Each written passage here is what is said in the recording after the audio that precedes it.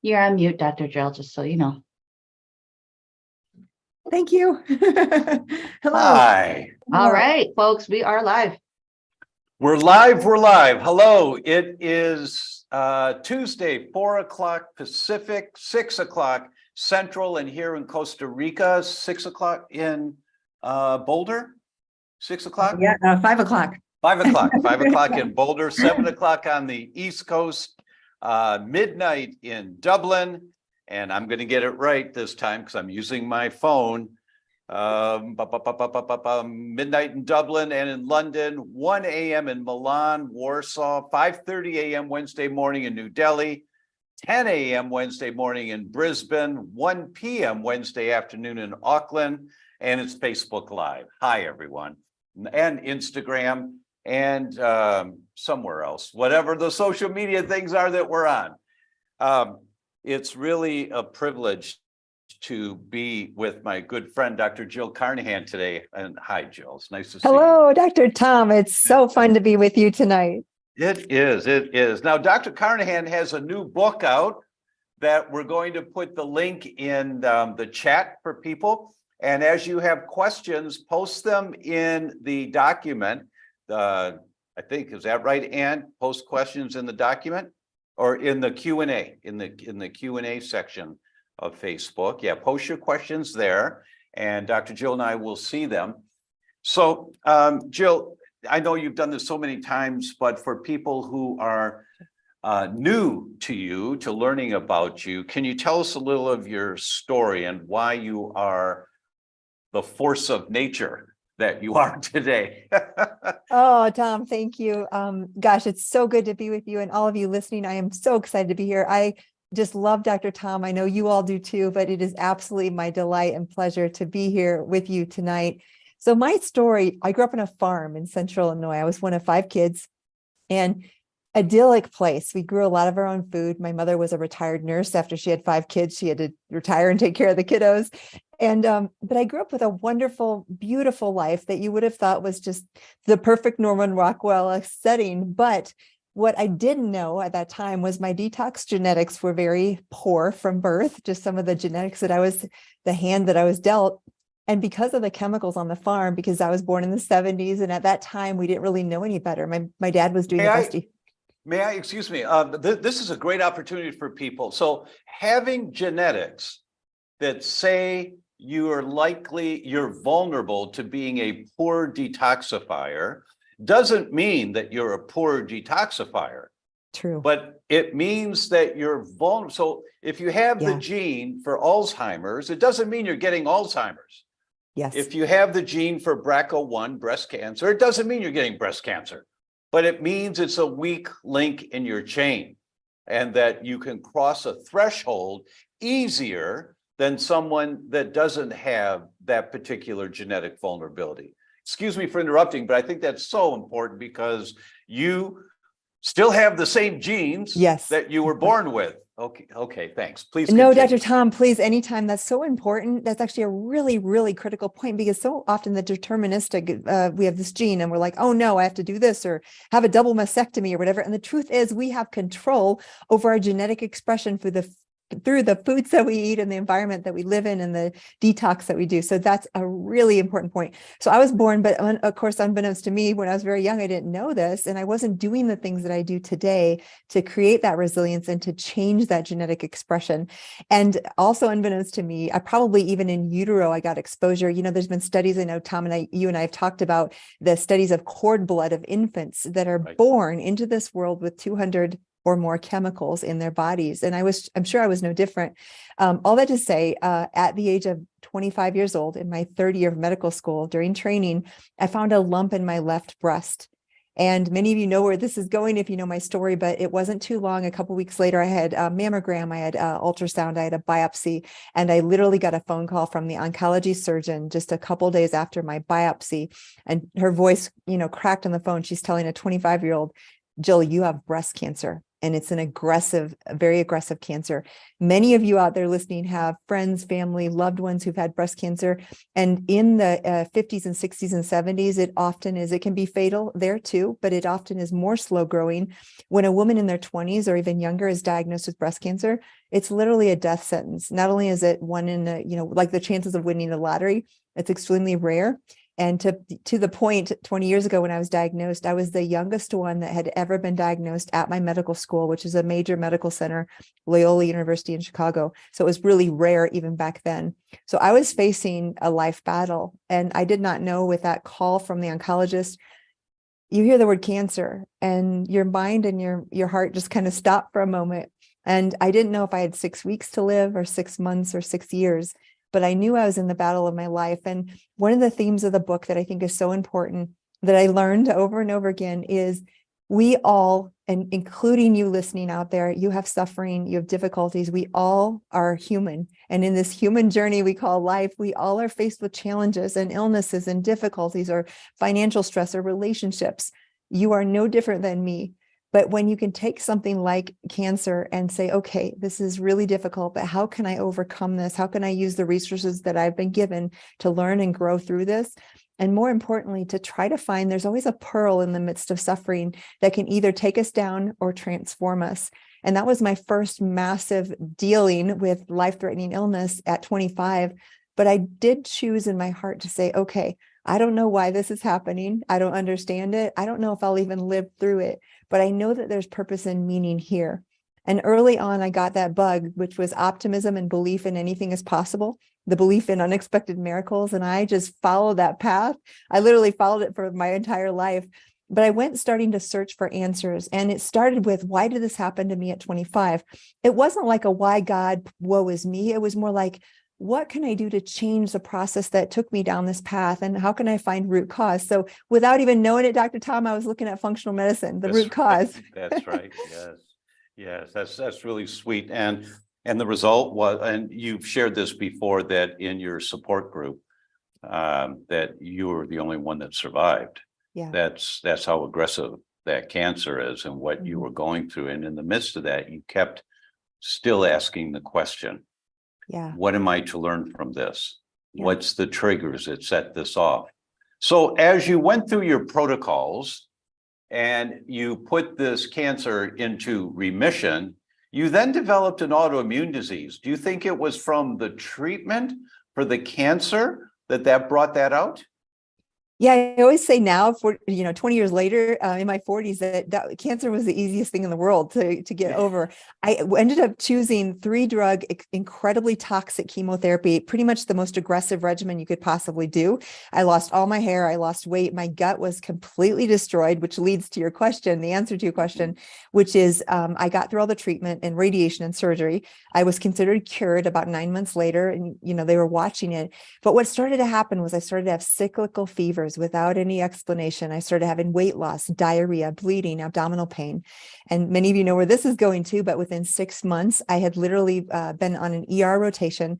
I passed out cold while I was taking a patient's blood pressure. And I ended up myself in emergency surgery that night with a surgeon who found an abscess in my bowel, and they had to drain it and take care of that. And the next morning I woke up and I was told by the surgeon, Jill, you have Crohn's disease. So your question was, how did this possibly happen? And now I understand completely. So chemotherapy, especially the ones that I was on, are incredibly toxic to rapidly dividing cells. And in the gut lining, there's a lot of rapidly dividing cells. So my gut was also a target in addition to the cancer cells. And we know now that one of the drugs I took, Cytoxan or cyclophosphamide, literally one of its mechanisms of action is by causing leaky gut. And we know autoimmunity from your teaching, Dr. Tom. I'm sure your listeners are aware of this. When you have a permeable gut, that is ground zero for autoimmunity. So I did not know this, but I was silent celiac. I was celiac disease, but I hadn't been diagnosed. I was eating a vegetarian diet that was high gluten, high carb, not at all good for me. So I was on the wrong diet. I had just done this incredibly, it was like a bomb in my gut with the chemo, causing massive collateral damage and leakage of the gut, so that all of a sudden my gut microbiome, the stuff that I was eating, started leaking into my immune system. And I woke up on that day with a diagnosis of Crohn's disease. And so many people that have autoimmune diseases didn't have as dramatic and life-challenging precursors to their autoimmune disease, but mechanisms that set them up for their autoimmune disease are very similar, meaning a lifetime of Coca-Cola and Mountain Dew and Three Musketeers and Snickers and sliders, White Castle sliders and the French fries and what many of us grew up on.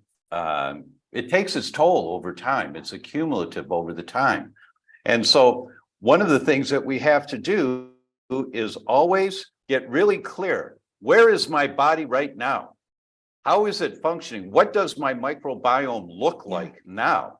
And so it's hard to find a doctor who knows how to do this and interpret it. And that's the beauty of functional medicine, is that as the world of functional medicine came out, we have more and more doctors that are trained in investigating to find this and to look at where did it come from. Oh, you had chemotherapy. Oh, you survived. Oh, congratulations. But wow. And what have you done to rebuild your microbiome? And Dr. Jill would understand the question, but the average patient does not. They'd say, rebuild my what? Yeah. My what? Right. And so they just wouldn't know. So they've got to be educated on how do you rebuild a healthy microbiome. So let's talk about that for a few minutes. I think our audience would find that really wonderful. How do you begin in rebuilding a healthy microbiome? Yeah, so I had the crash course in rebuilding the microbiome. I'm sure you did. Right? Like that's what happened was, and that's the gift in this. Like I told you, suffering, it was not fun or pleasant. It was very uncomfortable and difficult. And I was exhausted. I didn't know if I'd get through medical school. But the truth is, what I had to do to survive is learn how to fix my gut. So I dove deep. And I remember before I left so I saw the surgeon, got discharged, and I had to follow up with a gastroenterologist who was going to be taking care of my Crohn's. And he told me, Tom, he said, Crohn's is a lifelong illness. It's where your body's immune system attacks the lining of the gut. It can lead to loss of part of your bowel. You may have a bowel resection during your lifetime. In fact, there's a likelihood you will. You're going to need immune modulating drugs. You're going to need steroids. You're going to need heavy duty things, and it's incurable. And the last thing I said before leaving his office was, I just wanted to know, is there something I could do about this? And I said, does diet have anything to do with it? Silly me, asking about diet. He did not pause, and he just said, Jill, diet has nothing to do with this. But here's where, right? I mean, you and I are just laughing. It's so ludicrous. How do you have a gastroenterologist, and I hear this so often from patients that they've been told the exact same thing. They're a specialist in the gut. And what they're saying is that what you put down the tube has no effect on what happens on the inside lining of the tube. Yeah. What kind of nonsense is that? I mean, I used to have children who like pop. They'd come and say, next time you come in, bring a can of Coca-Cola and bring a dime. And we're going to do 2 tests. And so they bring a can the next time and they pop it open. And I say, you really like Coke, don't you? I say, yeah, I do. So, okay, if you can take a swig of Coca-Cola and leave it in your mouth for 2 minutes, I'll give you $5. And they go, oh, Mom. And I explained to the parent ahead of time, ask their permission to do this. Yeah. And so we do it. And the kid, they take a big gulp and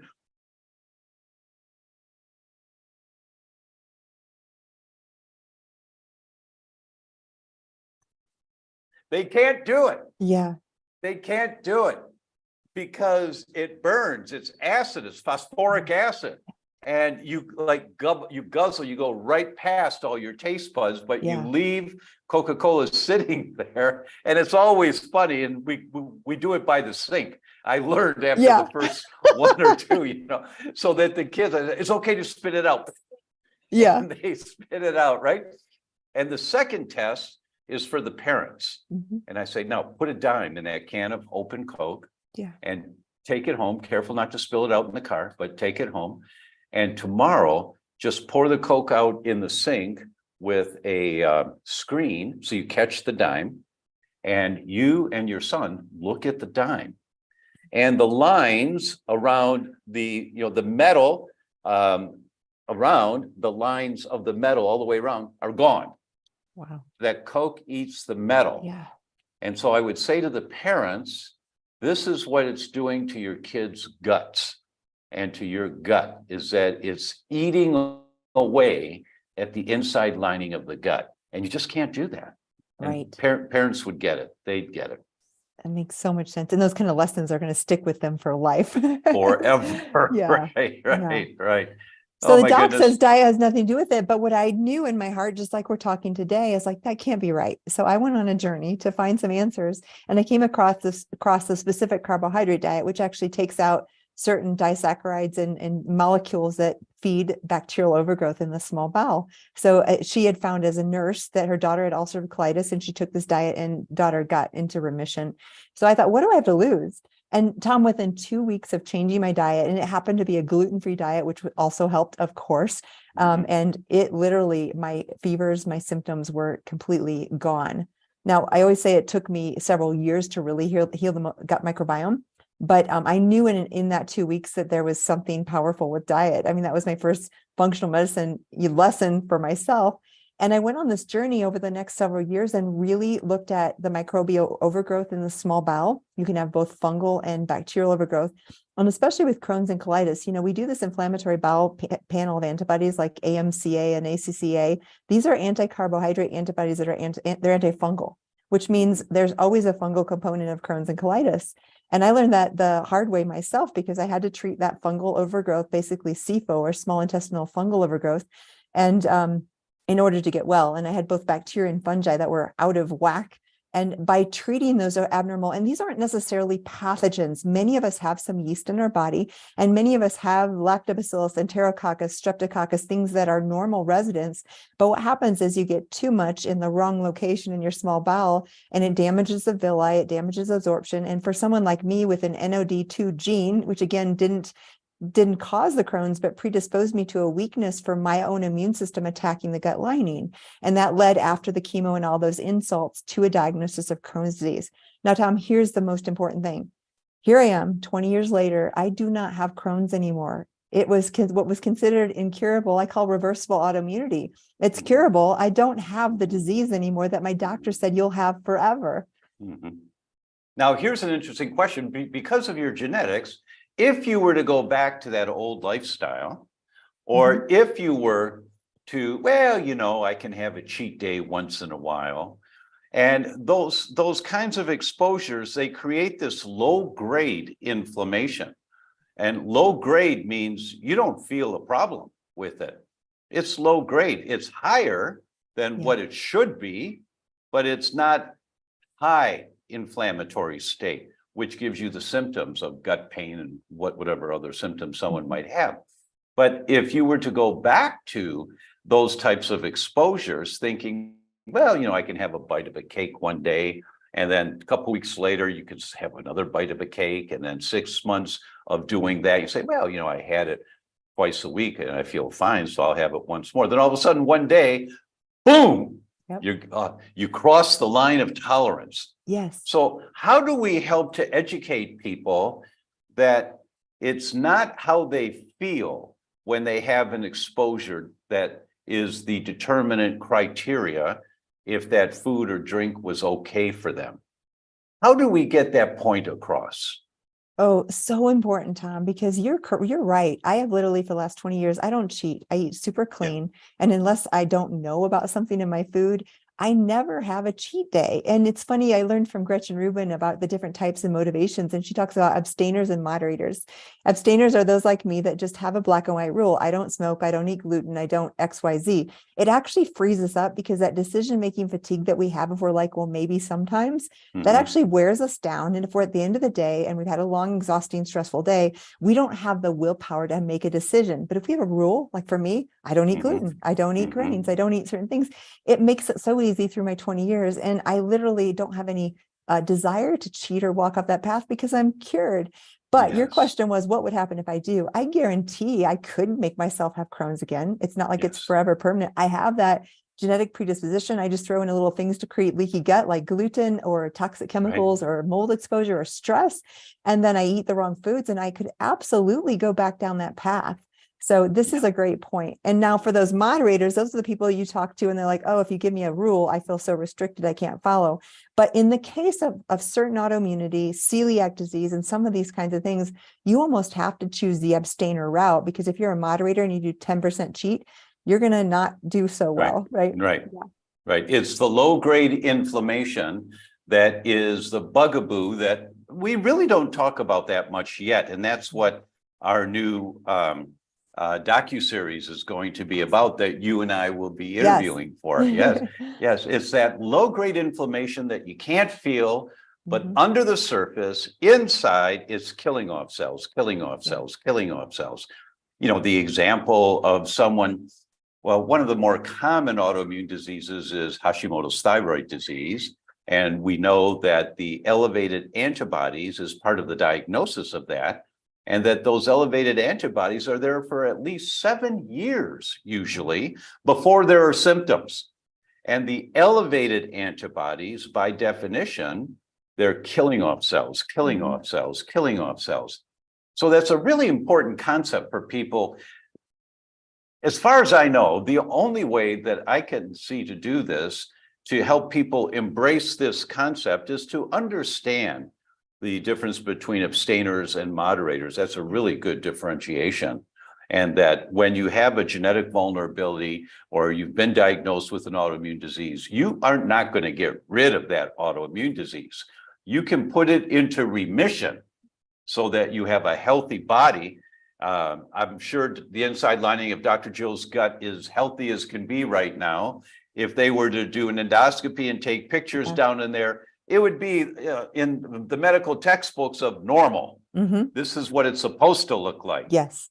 Right? But if she were to have a cheat day on a regular basis, it wouldn't take long before the inside starts to turn around, because that's the vulnerability that she has.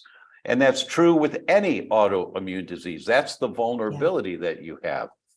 So this concept of abstention, do you talk about that in your book?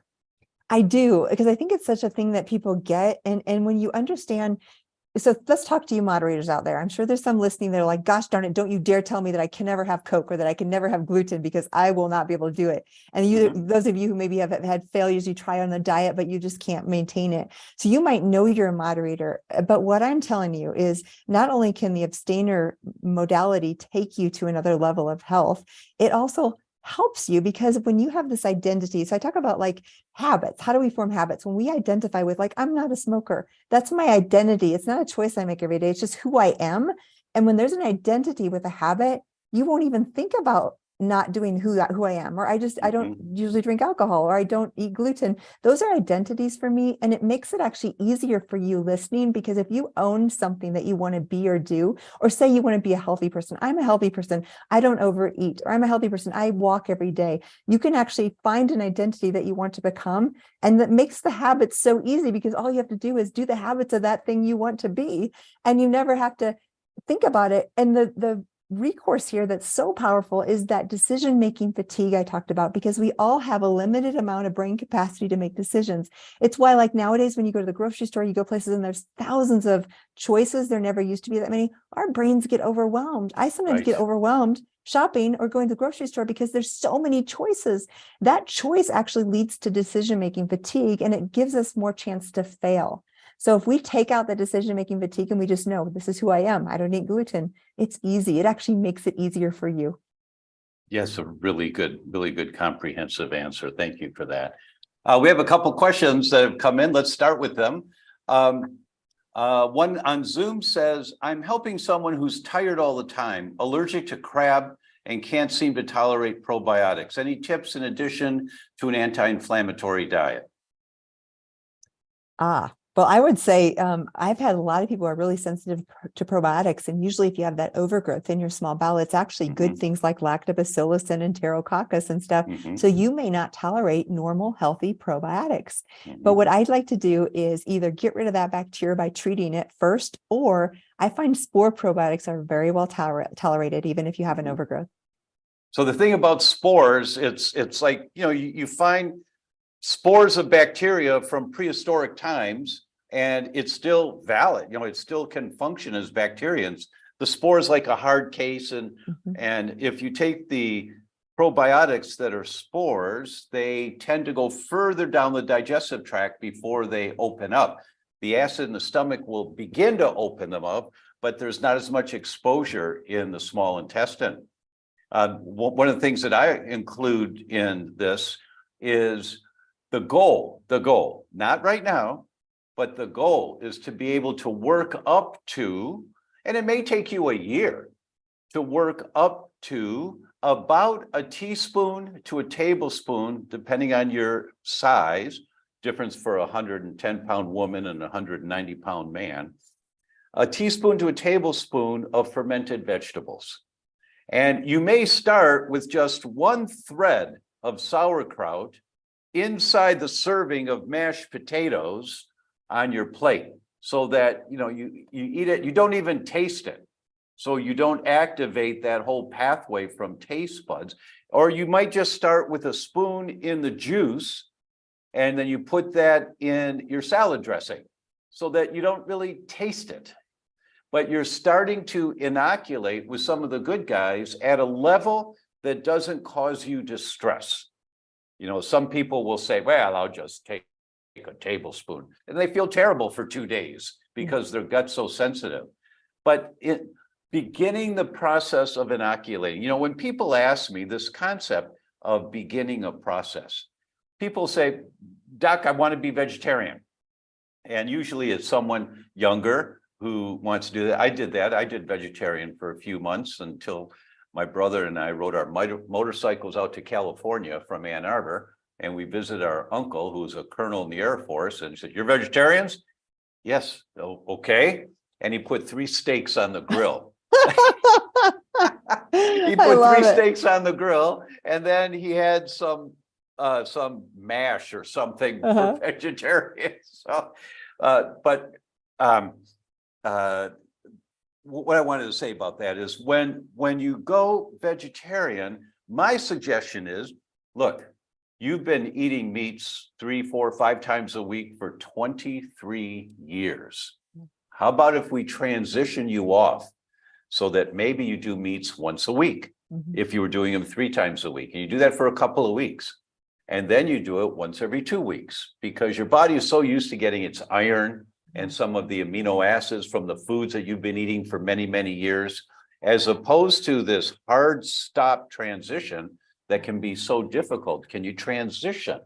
Are you willing to try transitioning so it's gentler on your body? And the same thing is true with this idea of inoculating your gut. Can you transition? Maybe it's going to take you a year before you can comfortably have a teaspoon of fermented vegetables. Dr. Jill, would you see that's okay? Would you agree with that idea? I completely agree. And the one caveat that I ran into myself is if you have histamine intolerance, that's the one situation. Now you can still overcome that, but fermented foods are very high in histamine. So the one caveat is those with histamine intolerance have to deal with that first, and then they're better tolerating. Now, some of your gut microbiome, the overgrowth, creates more histamine. So treat the gut, just like you said, first, and then go ease into it. One of the things I do, if it's histamine sensitivity, make sure they don't taste it.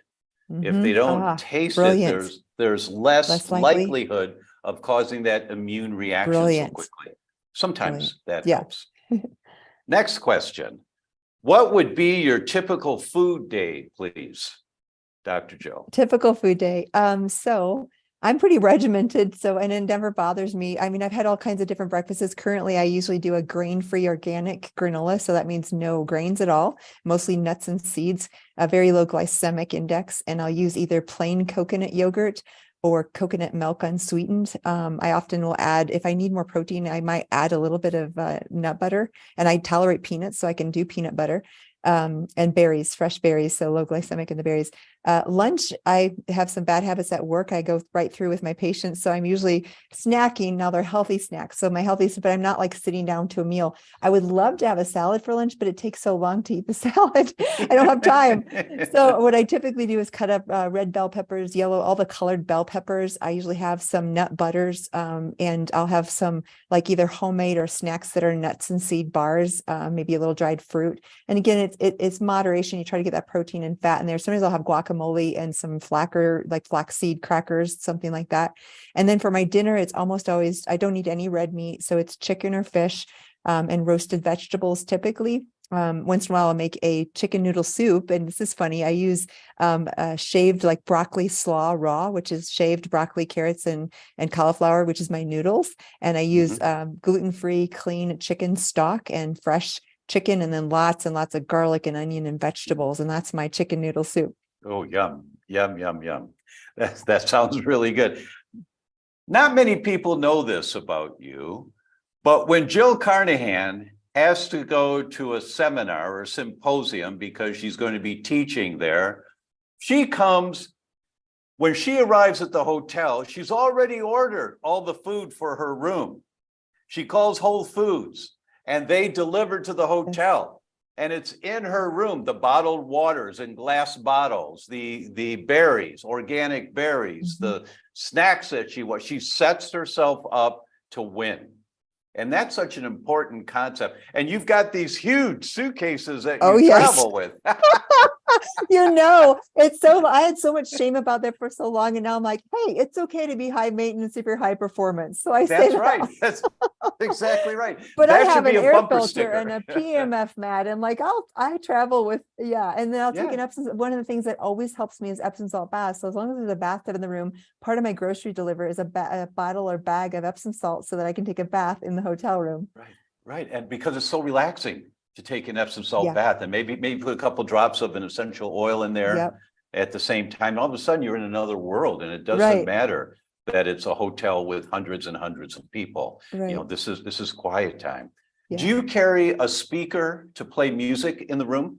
I do. And I don't travel. I have a speaker for the music. I have essential oils for my bath. I have, I always take my meals to the airport. So I take a little cooler. And did you know, if you're listening out there and you say for medical necessity, because I always have my computer bag, my purse, and a third lunch bag that's a cooler bag. And if you're going through the airport, they're going to be like, oh, ma'am, you have 3 bags. And all I have to say is for medical necessity, I need food. I don't make a big deal about it, but every single time they don't say a thing. They have to let me go through if you take extra food for medical necessity. So what I usually do is take a glass container and I make a salad and make some chicken and dressing and put it all separate. And then I have a made up salad. I'll eat it on the plane. But airports are getting better, but I just never want to rely on them for good food. And like, for optimal performance, you need that good fuel. And I never take a chance. Yeah. I think that should be a slogan on your business card, if you still had business cards. Is high maintenance for high performance. Right. I stopped apologizing after a while because you're like, oh, you're going to Europe for the weekend. I'm like, no, just 2 days in Vegas, Right. I'm on stage on Friday and I'll stay till Sunday, right? That is so great. I just love that about you, that you model how to take care of yourself well. And this is a woman who was told that she didn't have much chance of living. And all of the other people in her support group didn't make it. But now high performance, changing the world. And it's just marvelous to see. Can we cure Barrett's esophagus? This is always a tough one because liability wise, there is a risk of cancer with Barrett's. And so as a medical doctor, we're always, required to watch that. You need to monitor, have frequent upper endoscopies, and then they'll typically give you a proton pump inhibitor for life. However, the latest data that's come out shows that if you, again, this would be a pathology report, but the good pathologists who know the latest data will show differentiation between how severe the Barrett's is, and the mild or moderate forms do not need the same intensive monitoring that the severe form does. So nowadays I'm finding a lot more people who were told they had Barrett's and either recovered, it got better, or they don't have the severe features. And again, that would be up to your pathologist to tell you, but it is something you'd want to be more careful with. And you'd need to monitor lifelong, but it doesn't mean it's not curable or it's not, you're not able to go into remission. Right, right. And I would say, I would agree completely with Dr. Jill that it's remission. Mhm. Cure is a word that I don't think you can use for most of the diseases that people are diagnosed with, because if you keep doing the lifestyle that created the situation, you've got to change the lifestyle that's creating the inflammation that's causing the problem. And when you change the lifestyle, you can put most diseases into remission. But Yes. you have to identify, what is it about my lifestyle? Is it the foods I'm eating? Is it the air I'm breathing? I mean, what is it? And then you have to just go down the checklist of identifying those things. So Dr. Jill, if you had a patient coming in with Barrett's, what kind of a time frame would you say to them of full focus attention on lifestyle change before we would hope to see a change in a pathology report? Yeah, so this would be real similar for Crohn's or colitis or Barrett's, any sort of with the enterocytes that line the all from mouth to anus all the way down. Right. It'd be the same time frame of healing from any of these things. So typically 6 months minimum is what I would say to start to see the changes, because you have to have those cells turn over and actually regenerate, which they do. You know, every year we're getting new cells all over our body. So 6 months minimum, and it kind of depends on how severe the dysbiosis meaning the abnormal overgrowth of microbes or pathogens or things in the gut or even esophagus. And especially esophagus tends to present more with an inflammatory or eosinophilic issue, which means you don't typically have bugs growing in your esophagus, is what I'm trying to say. There's not like a bunch of microbes that are in your esophagus. You could have some abnormalities like H. pylori in your stomach, or you could have reflux of acid into your esophagus. But because there's not just an abnormal microbial population there, you're going to really have to heal those cells. And I would guess you're going to have more likelihood of mast cell activation, histamine issues, or some sort of issue with the cells that line that are, because what happens is you create this inflammatory response, which Dr. Tom, you and I both talked about extensively. And then you create this inflammatory response of the cells and they start to get dysplastic, which means they're like precancerous. And that happens when there's enough acid or irritant on those cells that they start to change their morphology, their form. And so you have to change them back to a more normal form. And regardless of, even if you're considered in remission, this is something that does have a high risk of cancer. So you absolutely, even if you're 5 years out, need to follow up every several years, according to whatever your gastroenterologist would tell you, with a scope to make sure you're not becoming, prone to cancer. So with this one, and most diseases of the tract from the mouth to the other end, the cells that are on the inside lining of the tube are the ones where the damage occurs. And in Barrett's, they get all toughened and hardened, on the inside of the tube. The new cell growth is in the wall of the tube. And the new cells will eventually push the old cells out and get rid of those old, hard, dry, tough cells that is the definition of Barrett's. And you've got new growth coming from underneath that can be healthier growth. And how do you, this was so profound, and I'm so grateful that the impact of my first mentor was Dr. George Goodhart, the founder of muscle testing, applied kinesiology. And he would talk about, back in that day, we talked a lot about the adrenal glands, and that you don't get degenerative diseases until your adrenal glands are depleted. That your glands that are designed to handle the stress of life have to be depleted, worn out.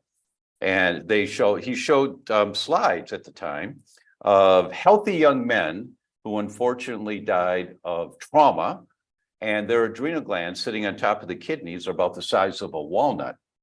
But the same age man who dies of a disease, their adrenal glands are the size of a peanut. Meaning they're shriveled and worn out. So how do you rebuild shriveled and worn out adrenal glands?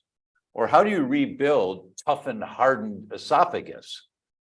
One cell at a time. That means the entire environment where new growth occurs. Is it a positive environment with the best raw materials? Or is it for someone who's on a cheat day and they're having their Coca-Cola, or whatever they're having, And that's the material that's being used to build the new cells, because every cell in your body regenerates. So what are you supplying? What's the environment like? And as Dr. Jill said, there's not much bacteria in the throat, but the oral microbiome, you swallow about 1 liter a day of saliva that's loaded with bacteria that's coating that inside of the esophagus as it's going down, right? So you want to make sure you have a healthy oral microbiome. And what I recommend for that, and Dr. Jill may have some other recommendations also, which would be great, product called Biocidin. And Anne will put the link in here for Biocidin and Dentalcidin. Dentalcidin is the toothpaste that has Biocidin in it. And they're just wonderful. Kids love the taste of it. And it's an antibacterial, antifungal, antiviral toothpaste and product that helps to support the good guys and reduce some of the bad guys. So you want to build that oral microbiome as a component of what you're doing if you have Barrett's. Dr. Jill, for oral microbiome, what might you recommend? Oh, absolutely agree. I love Biocidin, Dentalcidin, exactly what you said. And that company has some research on, because Pyphoria gingivalis, which is a real common bad guy in the mouth, contributes even to arthritis and autoimmunity outside of the mouth. Right. So these are huge. And if you have any cavitations, old pockets of infection that were never taken care of, like old wisdom tooth pockets, or you have a root canal, and root canals aren't necessarily always an issue, but if you have a weakened immune system and you're dripping old bacteria because it's not sterile, those things can all contribute to chronic systemic disease. So I love that you're saying this, Dr. Tom, because I always feel like this is an ignored source of autoimmunity and disease, Exactly. not just the esophagus, but it's Exactly. huge. With So, every autoimmune disease, I think you have to work on that. And when I read that we swallow about 1 liter a day of saliva, I said, yeah, okay, whatever, But then when I thought about, wait a minute. Yeah. How much is 1 liter? Like that's three glasses. Wow. This size, Yeah. would be 1 liter. It's 33 ounces. And of saliva, which is just loaded with bacteria. That's a lot. That Right. is a lot. I never put that together. How much is 1 liter of saliva? Oh, wow. Oh, gross. Yeah. I'm also a fan of the water pick and actually putting some of that Biocidin into the water pick. I do the that's same thing. Yep. Right. I just put the liquid Biocidin in the water pick with the water and fire away. Yep. Yeah. Yes. Really good suggestion there.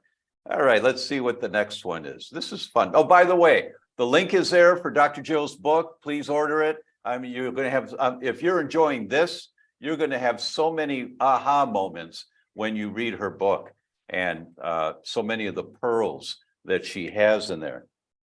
I have a friend, now 68, who just had a fall downstairs a week ago, fracturing both ankles. Sorry. She has severe osteoporosis, but she can't tolerate medication, either osteoporosis medication or pain medication. Is there anything that can help with the pain or to help the healing process? She had interception as a baby, but has had several life-saving adhesion operations throughout her life, with a total hysterectomy at 38.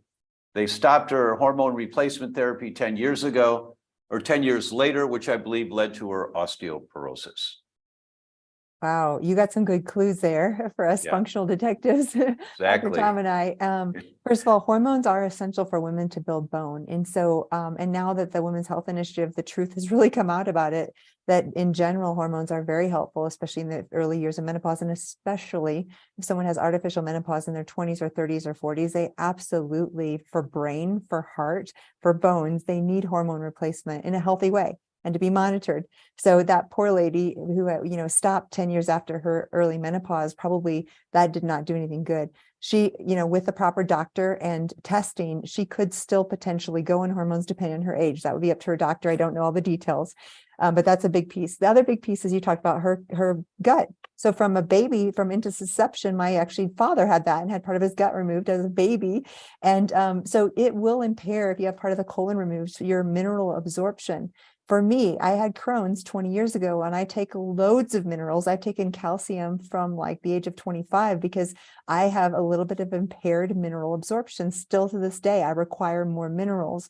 And the other way that you can do that is alkaline waters, or especially mineral rich waters. Most of the waters that are truly alkaline from source, like from mountain streams and spring waters, are naturally rich in minerals, and that will actually create a alkaline environment. If you drink a lot of, so say you drank Coke and you ate red meat all day long and that was your diet, eggs, red meat, and soda, that's a very acidic diet, and your body loves to keep the pH in a very narrow specific range. And in order to do that, it has to pull out minerals from your bones and tissues to buffer that acid. So what I would say is a very alkaline diet will help.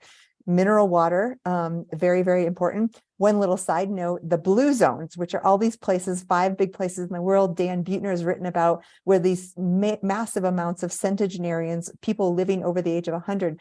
One of the commonalities in these people who live over 100, Italy and Greece, Loma Linda, California, Costa Rica, and Japan, is they have great bones. And a couple of those places, that the natural volcanic, Costa Rica is one of them, Tom, has the natural volcanic rock is so rich in minerals that they get these minerals every day in their water, and their bones are stronger. So I would highly recommend mineral water. I'd highly recommend hormone replacement if appropriate. Again, that needs to be under the discretion of a doctor who's monitoring. And then I would recommend weight-bearing exercise. And I've been a big fan. There's some new data on vibrational plate technology, which you can find at your gyms. You can get your own units. I just put one in my living room, and this vibrational plate will vibrate at 50 times per second and actually increase the load on your bone. And there's some good studies on vibrational plates for bone density. And then the other one that I love for bone density is there's some studies on PEMF, or pulsed electromagnetic frequency. Very comprehensive and right on the money.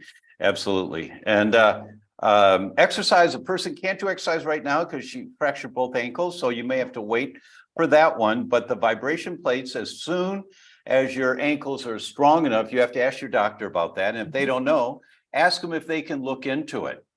Ask them, say, can you research this thing about vibration plates and tell me when do you feel it would be safe for me to do that? And that's a great place to start with that one. And I agree with everything Dr. Jill said.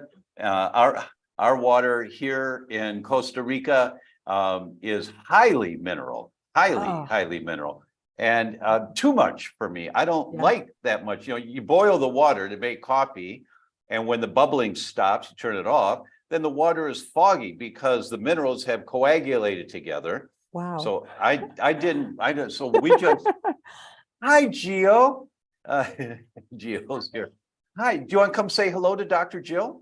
Oh, yes. My favorite. No. Yeah, Okay. Not today. Well, maybe he'll change his mind. Okay. But we make sure to take minerals because we're filtering out the excess heavy minerals in the water now. So you have to take some minerals. And there is a program from one of the nutrition companies that I like a lot of their products, called Numedica. They have a nutrition program called Osteo Vegan, and they guarantee, it's a guarantee, if you have a test for osteoporosis, you do our program, if in 1 year you have not gotten at least a little bit better, so you've stopped the downward slope, and now you've either plateaued, you're the same as you were a year ago, meaning it's not any worse, or it's starting to improve. If you don't have one of those, they give you a refund of your year's supply of nutrition. Wow. They are so proud of that. So Ann will post the link in there. Given that your friend is going to be probably stagnant for a while, you're not able to move around because of the, the other option, Jill, tell me what you think about this, is that if I had a patient, if this were my mother, I would get a mini trampoline and I'd have her sit on it and just have somebody else just kind of bouncing her, just walk on it a little bit behind her, just to get a little bit of that gravity, anti-gravity. Brilliant. Or you could even sit on a vibrational plate too. We have real low setting, both those things. I think you're brilliant with that. Yeah. So there's a couple of things for your friend there that might help. Let's see the next question. Hi, Dr. Carnahan. What carbs do you eat? And Dr. Tom, I used to have a picture of you on the inside of my pantry door to stop from eating gluten during my early difficult gluten-free days. Thankfully, I don't crave gluten anymore. I love that so much. I can just see you like the photos like this, like, don't you grab. That's that's right. So great. Marzi's standing here laughing right now. I love that. That's great. Beautiful. So what carbs do you eat, Jill? Yeah. So funny thing is I actually eat a lot of carbs. I am not someone so back to my story, because the Crohn's and all that I had going on, I have pancreatic insufficiency, which means I take professional grade high dose enzymes with my meals to help me break down the food. And because of that, I do not tolerate a high fat diet. So I've never been ketogenic. I don't think I could. I might be able to take enough enzymes to overcome, but I don't do well on high fat. I love protein, but I'm actually much more of a zone where you'd have like a 30-40-30 split. And I do eat a lot of carbs. I eat lots of berries. That's my favorite fruit. I don't eat the high glycemic fruits, but I'm absolutely eat fruit. I'll even now that I'm out and I don't really respond poorly to carbs as much, I'll once in a while for a treat have dried mango or something like that, which is pretty high glycemic, but full of fiber. And then I eat lots of nuts and seeds. And nuts and seeds actually naturally have a split of protein, carbs, and fat as pretty equal. So I get a lot of carbs from nuts and seeds. And my vegetables. Now, I don't do a ton of starchy vegetables. I actually don't eat potatoes or sweet potatoes, but it's not wrong for people to do that. I just don't do well with that. But I do zucchini, I do carrots, I do some of the butternut squashes and things for carbs. And yeah, no grains, but everything else. One of the tools that people can use, an inexpensive tool to determine what eating style will work really well for you, is based on one of the markers, really important markers of long-term vitality, is your blood sugar stability. Meaning, are you roller coastering during the day with insulin going up and down and up and down, or are you staying fairly stable? And there's a tool now that's come out in the last couple of years called CGMs, continuous glucose monitoring. And you put a patch on your arm, and you download the app on your phone, and then you take your phone and you just do this, and it tells you what your blood sugar is. Real time. You don't have to poke your finger anymore. And you don't even need a doctor's order to get this prescription. You can buy them just on Google or on Amazon. And you put the patch on. I think they last about 2 weeks, most of them, for these patches. And you have your breakfast, and you check your blood sugar before breakfast. You check it a half hour later, you check it 2 hours later, and then you see what's the impact of the ratio of proteins, carbs, and fats that you're eating, and the impact of the volume of food that you're eating in terms of your blood sugar stability. And that's a critically important thing to dial down, is your blood sugar stability for all of us. It's one of the major volatile imbalances that we feel fine when our blood sugar's out of balance, until one day you're diagnosed with dementia, diabetes type 3, right? Or you're diagnosed with some other crazy disease because for years and years and years, your blood sugar was a yo-yo. So a CGM is an inexpensive device. Dr. Jill, have you been using those in your practice? Yes, absolutely, Tom. And what I find is it's that immediate feedback for people to understand. So it's almost like just this, like, say you have, a bowl of regular cereal and a little honey or something like that, or you even have what I find popcorn and rice surprise people all the time. Those are not horrible foods, especially like a whole grain, or wild rice. But many people have a very, very profound insulin and glucose response to rice or popcorn. You may not be one of them, but if you are and you do that glucose monitor, you're like, oh my goodness, I had a little bowl of popcorn and my blood sugar went like this, or I had a side dish of rice. So you can find these things that you may not think, you may think you're eating healthy, but for your body, they can be real profound in the response. We call it glycemic index or glycemic load. It's how much does that sugar go into your bloodstream and stimulate an insulin release from your pancreas. Right, exactly. Nothing, and you can't argue with this. Right. When you see it, you say, oh no, come on, that's got to be wrong. No, it's not wrong. You just don't like it, right? But that's the way you get educated as to what works in your body. And it's an inexpensive way of doing it. So I think everyone would benefit from getting a CGM. I don't have a link for one here for you. Is there one in particular, Dr. Jill, that you like using? Yeah, I have no association, but the Freestyle Libre 2 is the one that has a free 2-week trial. So if you go online to that particular brand, I don't even know who makes it. It's a pretty easy to get one. That one I think may still require a prescription from your doctor. Most doctors will still do that, but I know, like you said, Tom, there's ones online that you can get for free.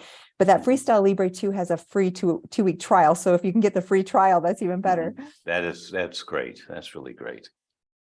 Oh, let's see. Can we cure tuberculosis or rheumatoid arthritis patient? Is inflammation also the reason behind thyroid?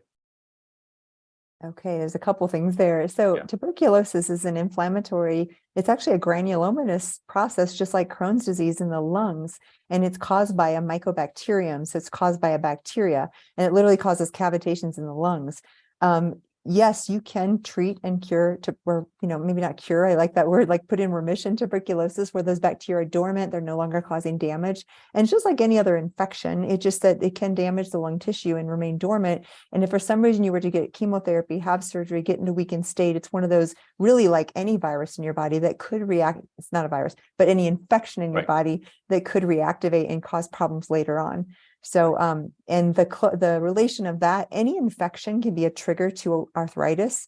So I'm not sure if that was the question, but you mentioned rheumatoid arthritis, which is a separate issue from tuberculosis, but it is possible for viruses, bacteria, different infections to contribute to or to trigger rheumatoid arthritis in a person. So really, anytime you take care of infections in a body, you're going to decrease the proneness to autoimmunity because those are often triggers. That's exactly right. I fully agree. And Dr. Jill, I'm going to ask you a question on this one, see what your response is. Sure. What percent of people with rheumatoid arthritis, diagnosed and acute rheumatoid arthritis, find value from having some psychological exploration and counseling? Gosh, I think I'm going to go a little bigger. I'm going to say with autoimmunity in general. Metaphorically, with Gabor Mate, Peter Levine's work on the body keeps score and some of this trauma-based work, we know that autoimmunity metaphorically is our body attacking self, right? Right. And so there are pieces, and I will start first. I'll admit to you all myself, my own story. I had autoimmunity. Part of my healing was dealing with self-hatred or self-loathing and not loving myself. And that's the deep trauma work that would be the psychological or somatic work that you might do. And I think with anyone facing autoimmune disease, it's worth exploring. Do you truly love and value yourself? Can you accept yourself? Or is there a piece of yourself you're neglecting or ignoring? Because those pieces are really powerful in the autoimmune realm. That's really beautifully said. I wish I could say it so beautifully. I'm usually a little harder about it, but that's exactly right. Exactly. So for your rheumatoid arthritis patient friend, for the person that asked this question, please have them listen to this. It'll be on YouTube, on our channel, theDr.com YouTube. Listen to this discussion between Dr. Jill and I, and listen to this part again and again, maybe 2 or 3 times, and be kind to yourself. Oh, Tom, I was just literally, that's perfectly what I was just going to say. Sometimes I write a prescription, be kind to yourself, because that's a way when sometimes when we say love yourself, people have weird things around that. And like, oh, I do love myself, or I can't love myself, or whatever. But if you say, be kind to yourself, we can all be kind to other people and to ourselves. I love that you said that, because I couldn't agree more with the way that, it was a paradigm shift for me when someone said this, and I just stopped in my tracks, and I just looked, and I just started roaring with laughter when they told me, do you know what the definition of enlightenment is? Everybody wants to be enlightened in life. It means lighten up. Oh, that's good. It's just lighten up, which is how you be kind. How do you lighten up? You be kind to yourself. You don't criticize yourself all the time, right? And all of a sudden, life is a little lighter. And you are enlightening. I just have to share something funny. This was just yesterday in my office clinic, and I saw one of my favorite patients who's this sweet, darling nun. And she always gives me more than I give her, right? I'm helping her, but then she always leaves me with some word. And I wrote it down. She said, oh, have you heard of Saint Elizabeth of the Trinity? And I said, no. She said, well, she always said, let yourself be loved. And she has this way of saying it. And she just said, let yourself be loved. Isn't that beautiful? That is And she really said, nice. every time I take my pills, I pray for you. Oh, Those are one of the things where I just got, so I was like, thank you. You oh, just that's gave like me- goosebumps. right. So, That's so be really kind to great. yourself and let yourself be loved. For occasional baking, what would be a safer option? Organic coconut sugar or organic monk fruit extract powder? I think both are acceptable in moderation. Those are both good forms, low glycemic, natural, nutritional value. Agreed. Agreed. I don't know of one being better than the Mhm. other. When natural sweetening like maple syrup or dates is not available. Okay, so there's no question to that. I assume you're saying, what do you do when natural sweetening like maple syrup or dates is not available? Marcy and I use organic coconut sugar. Sorry, Jim. No, go ahead. perfect. That's exactly what I was going to say that. And stevia is a good alternative. It actually has health benefits for the microbiome, but it's hard to cook with. So you may not be able to do a whole lot with that. I work with kids with speech communication challenges, seeing many kids with excess air through nose, nasality, and weakness in tongue and trouble coordinating muscles for speech. Would love to hear your thoughts on this, how to support. So a couple of thoughts. First of all, I would check a very simple thing. And Dr. Tom, with your training, you might know a lot more about this, but tongue tied. So this is the frenulum that connects your tongue to the bottom of your mouth. And if that is very restrictive, often even later in life, having that snipped or taken care of lasered can really affect communication and speech and even your whole mobility of your body. Tom, again, you might be more of an expert from that because I always feel like you have more training in your background. Any thoughts on the tongue tied? Yeah, there's a couple of things. One is finding a good chiropractor, a pediatric chiropractor, who can do an evaluation to see, is there some musculoskeletal contribution to this? And sometimes there is, not always, but sometimes, and it can be miracle difference. If that is the emergency brake holding back, when you back out of a driveway and you say, what's wrong with this car? It's not the emergency brake. And then you let go of then you back out just fine. That for all of our health problems, there's often more than one, but emergency brakes. And in that situation, that's a very common one. The other thing is, how inflamed is these children? What's their food? What are they eating? There was a brilliant pediatrician, Dr. Doris Rapp, R-A-P-P, and she passed a few years ago, but her books and her website has lots of great information with pictures of kids. And you look at this kid and you can see the indicators. This child's likely got food sensitivities. And there's so many indicators like that that are just visible that you can see that might warrant deeper exploration. Okay, let's do two more. Light on here real quick. There we go. Which mineral supplements do you recommend to increase minerals in calcium, magnesium? Tom, you probably have some favorites you can share, but I would just say a multi-mineral and many of our companies, and I'm sure you guys have some on your site. I have one that I've used since the day I opened my practice, Clark's Minerals. I met Clark, who was the grandson of the founder of the company, the original T.J. Clark, and often imitated, never duplicated. Clark's Mineral Formulas. I love it.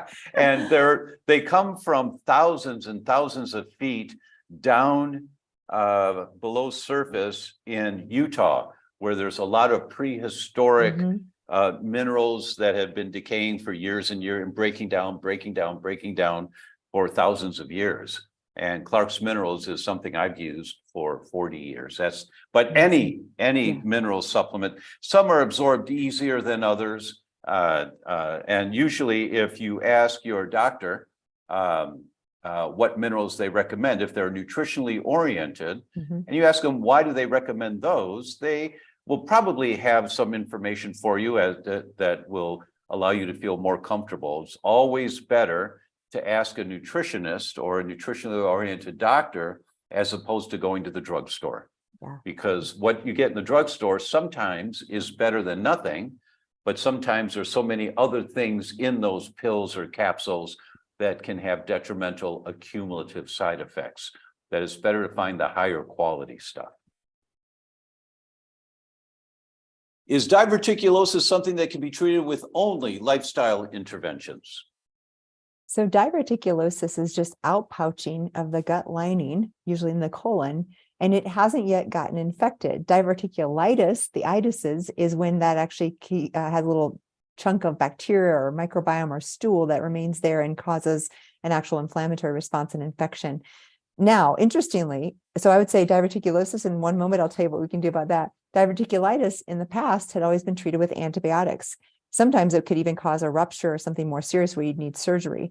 But the latest data, literally this last year, I wrote an article about this on my blog where they're saying, the experts are saying, do we always need to give antibiotics with diverticulitis? And the answer is no, which is great news for those of us who believe antibiotics that are unnecessary will harm the microbiome. So that was great news from the high up gastroenterology associates on that we don't always need antibiotics. So, but let's go back to diverticulosis, because that's just a proneness to having these outpouchings that could end up in diverticulitis, but it has no inflammatory response. So absolutely, we can do lifestyle things. Part of that is our gut lumen is peristalting. It's squeezing against the lumen, the food that's going down the tube. And if there's nothing to squeeze because you're eating white flour, white sugar, burgers, French fries, and Coke, you're going to have this, like if you squeeze a balloon and the pieces go out between your fingers, that's what happens to the lining of the gut. And so because of that, you get these weaknesses that start to outpouch. So the first thing you do is add fiber to your diet. And getting that from plant-rich foods is ideal. If you can't get it all there, I love having people add hemp or chia or flax or psyllium. But plant fibers are wonderfully rich in this, and they're prebiotic foods for the gut microbiome. So just adding plant-based fibers. I think it's an old wives' tale where they said that raspberries, nuts, and seeds should not be eaten. And once again, I think the data is completely shown that not to be true. So I never take people off like raspberries because of diverticulosis, but I just say make sure that you're having peristalsis and you're having normal bowel movement. So if you're constipated, magnesium citrate, buffered vitamin C powder, maybe a little senna naturally or some teas, that would be how I would treat it. Anything additional, Dr. Tom? Yeah, everything you said, ditto. And given that my initial training was as a chiropractor, one of the things that we would do with diverticulosis and diverticulitis, but really cautiously with diverticulitis, but with the osis, was colonics. And I had a colonic therapist, Erna Stout, bless her heart, big husky German woman. Yeah, we clean you out. Yeah. She'd be so happy when all these toxins would be releasing. So most people are familiar with what an enema is. And an enema might use like a quart of water or something. A colonic will use 25 gallons. And it's a whole different procedure. And when you find someone who's really good at it, you just feel like $1 million afterwards.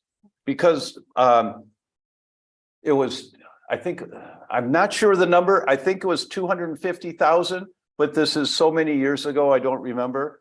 Harvey Kellogg of Kellogg's of Battle Creek. He had his spa center, it was a health center, and they did over 250,000 lower GIs. X-rays where they give you a dye and then take X-rays of the large intestine. And they found 6% normal colons. Everyone, 94% have diverticulosis. 94%. Because we all have had way too much sugar, way too much pop, these substances that make the inside of your gut go like this, you know. And when it does this so often, because your bowels are supposed to work, it's a tube coming down and the muscles on both sides squeeze together. And then the next muscle squeeze together. And then the next muscle squeeze together.